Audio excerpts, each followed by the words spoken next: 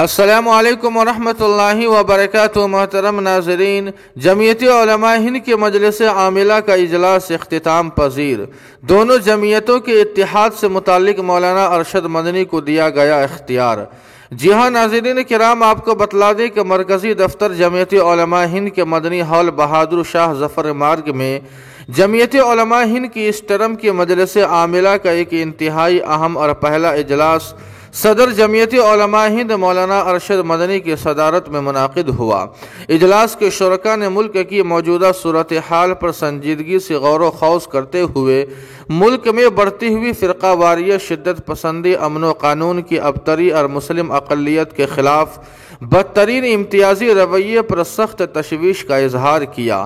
مولانا ارشد مدنی نے کہا کہ ملک کی اقلیتوں بالخصوص مسلمانوں سے ان کے آئینی اور جمہوری اختیارات چھینے جا رہے ہیں، یہاں تک کہ ان کے ذریعے کیے جانے والے پرامن احتجاج کو بھی ملک دشمنی سے تعبیر کر کے قانون کی آڑ میں ان پر ظلم و ستم کے پہاڑ توڑے جا رہے ہیں۔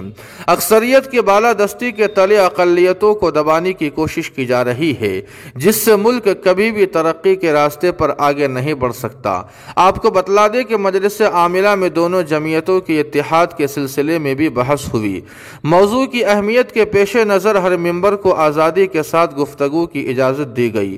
کم و بیش 1 گھنٹہ گفتگو کے بعد متفقہ طور پر تمام ارکان نے صدر جمعیت علماء ہند مولانا ارشد مدنی کو دونوں جمعیتوں کے اتحاد کے عمل کو آخری شکل دینے کا مکمل اختیار دے دیا۔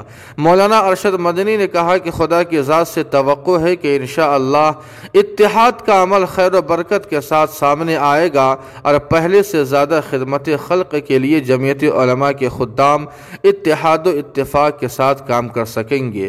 آپ کو بتلا دیں کہ اسی تناظر میں مولانا محمود مدنی نے بھی اگلے مہینے کے دوسرے ہفتے میں عاملہ کی ہنگامی میٹنگ بلائی ہے، جس میں دونوں جمعیتوں کے اتحاد کے تعلق سے غور و خوض کیا جائے گا۔